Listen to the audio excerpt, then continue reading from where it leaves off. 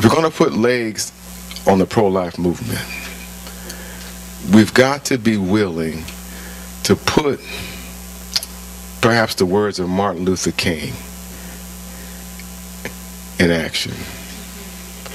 Martin Luther King said, "The Negro cannot win as long as he is willing to sacrifice his own children for personal comfort and safety."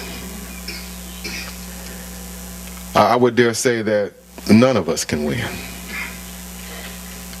as long as we're willing to sacrifice our own children for personal comfort and safety. So I want to encourage you, sign up for 40 Days for Life. Get involved in your pregnancy care centers. Support them with all you got. And take a very active role, because 38 years is just too long. It's just too long. Now, my criminal case may be dismissed. It's finally been dismissed. But my civil suit lives on. October 8th of last year, we were in front of the 9th Circuit. Can you believe that? In front of the 9th Circuit. I had never been to the 9th Circuit before. Really. I'm sitting at the 9th Circuit, and I'm the only me in the 9th Circuit that day, in the courtroom. And they're discussing my case. We're suing. We're challenging the constitutionality of that city council bill. It's entirely unconstitutional. If you were to listen to what the 9th Circuit judges said, you would be shocked. As the Oakland city attorney tried to defend the law, the 9th Circuit judge said, if I was running for office, maybe I was running for governor, and I'm standing outside of an abortion clinic, and I've got a pamphlet, and in my pamphlet, I have a pro-life plank. I'm pro-life. I just happen to believe that abortion takes the life of an innocent human being, a person. Could I hand that out, without being arrested, without violating the law? And the district attorney hemmed and hawed, but he ultimately said yes. The judge didn't stop. He said, well, now, if I'm running for office again, and I got my hand on my heart, and I extend my elbow and to a woman walking by, and I'm handing her my brochure. But this brochure has a pro-choice plank in it. I'm not pro-life. Will I violate the law if I hand it to her? He said, no. You have got to hear what's going on in the 9th Circuit. So hopefully either this month or next month, I hope to get a decision. They're taking their sweet time on this case. But if we don't win this constitutionality, we don't win this challenge, the abortion clinics will practically and almost in little terms own the public sidewalk. I love 40 Days for Life. But while I was handcuffed in a police car, they told me that the hat I'm wearing right now violates the law. It's a sign. Jesus has a tendency to discourage women from having abortions. You could be standing on the public sidewalk just praying a rosary, and the city council enacts the bill. You're within 100 feet of the clinic. You got a sign. That cross is a sign. That rosary is a sign. You may be having a conversation. You may be just simply standing there praying. And you can be challenged with this law. Imagine what would happen to the church if this law were to be expanded. In Oakland, there are other industries that want this same kind of protection. There are grocery stores that want the same protection the abortion clinic has. They want a 100-foot zone too. Imagine, well, maybe the clubs want the 100-foot protection. All the strip clubs want it. All the liquor stores want it. And imagine these little bubble zones popping up all over your city. Pretty soon it's going to be very difficult to have a Christian witness or presence in your city as long as these laws are still on the books. So I would that you would pray for the justices in the Ninth Circuit, that they would rule in our favor. If not, we are prepared to challenge it to the Supreme Court, because it is a Supreme Court decision that's at the heart of this. Colorado v. Hill is a Supreme Court decision. Essentially, the Planned Parenthood convinced the Supreme Court of the United States that they would not violate anyone's First Amendment rights. And the Supreme Court believed it. Believed them. And so we have this law. So today, let's put some legs to the pro-life movement. We need to pray and we need to fast. Please lock arms with 40 Days for Life. We need to support pregnancy care centers, because when I'm standing on the sidewalk, it isn't a church that I can recommend the women go to. It's the pregnancy care centers. And I thank God for them. We can't help them enough. Now I'm going to take this time to answer one question I get everywhere.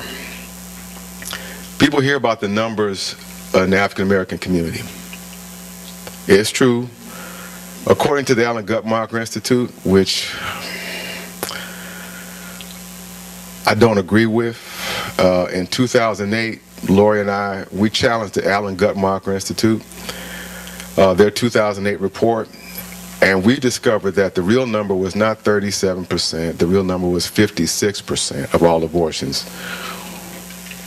were performed on African American women. 56% throughout the country, just African Americans.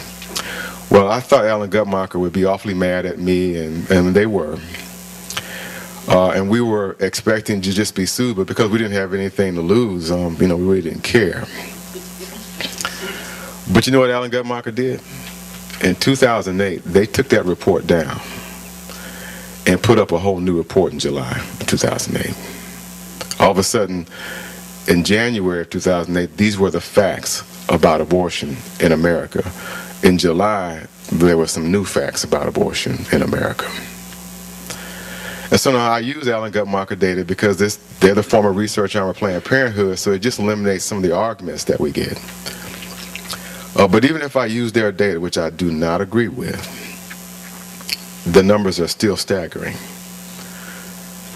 This January, it's hardly 2 weeks old, Allen Guttmacher says 30% of all abortions in the country are just African American.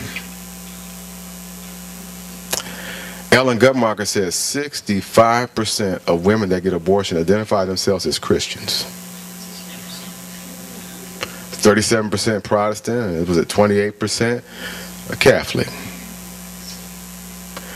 If you're a member of a church or you're a pastor, this ought to break your heart.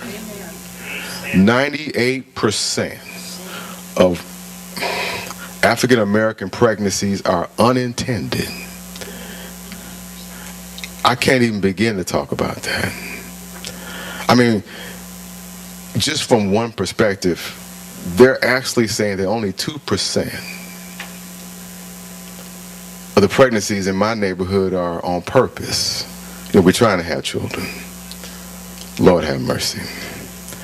In 2006, African Americans, the fertility rate dropped below the replacement level. Below the replacement level. Went down to 1.9.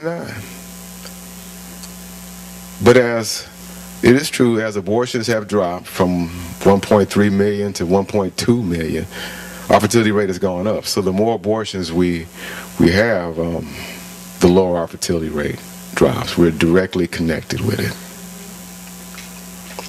I want to tell you, it is a Holocaust, it is a genocide in my neighborhood. And I wholeheartedly appreciate everything that we're doing here today. Now I want to answer that one question. That one question. I'm asked this constantly, Walter, why is it so difficult for the African American community to get involved in the pro-life movement? I'm asked that constantly. So I'm just going to take a few minutes and I'm going to answer that question in hopes that when you hear the answers, you'll understand how to better interact with the African American community, partner with us, and as a team we can become more effective for life. Save everybody. But the number one question, wherever I go, they want to say, Walter, why is it so hard for us to get African Americans to support pregnancy care centers? Why is it so hard for us to get African Americans to stand with 40 Days for Life on the public sidewalk? What's so hard about it? Well, why don't they get it? Well, there are 4 reasons why. There are 4 reasons why. Number 1, the brothers, and I'm talking about pastors, they're just my brothers. The brothers are post-abortive. Number 1 reason. And what I mean by that, these pastors have an abortion in their life somewhere. Somewhere. Maybe it's their wife. Maybe it's their daughter. Maybe it's the member of their church. Maybe it's someone they drove to the clinic themselves. But the fellas are post-abortive. And if you can't deal with that, you can't reach them. You can't understand or deal with their post-abortiveness. You can't reach them. So if you're just yelling, if you're just complaining, if you're just wondering why he doesn't do this or he doesn't do that, you're never going to reach him. He's post-abortive. He's struggling mightily with his sin. And he knows it. And he knows it. This is a whole new level of confession. This is a whole new level. It's a whole new depth of transparency. It's one thing to stand up in your pulpit and say, you know what? As a young man, I used to fracture a law too, you know. It's one thing to do that. Shoplifting's not so bad. It's another thing to stand up in the pulpit and say, you know what? I fathered a child out of wedlock and I took my girlfriend down there and I had them slaughter my baby. We're pastor or priest. Well, I wouldn't be a priest, but you get my point. What leader would be willing to say that? He's trapped. He's post-abortive. And there is no post-abortion counsel education for leaders. The African American community is suffering with this. If you're a woman, 40 years of age and older, 1 out of every 2 women in the African American community, 40 years and over, have had at least 1 abortion. That's right. At least 1. At least 1. So he's looking at an entire congregation. And they're all post-abortive. Everybody. Men, women, boys, girls, they're all post-abortive. And he has no idea what to do with it. He's post-abortive. The number 1 thing is that he's post-abortive. And if you can't deal with that. That's why we've got to partner with Real Options. That's why we've got to understand how to minister to the men, to the leaders in our pulpits, in our churches. Number 2 reason. Number 2. Some are post-abortive, not all, but some are racist. I don't mean no harm. But some of us don't like white folk. I'm just trying to be honest about it. And if you can't deal with their racism, their hatred, you're not going to reach them either. Now, I have an advantage, don't I? Yeah, when I talk to them, we have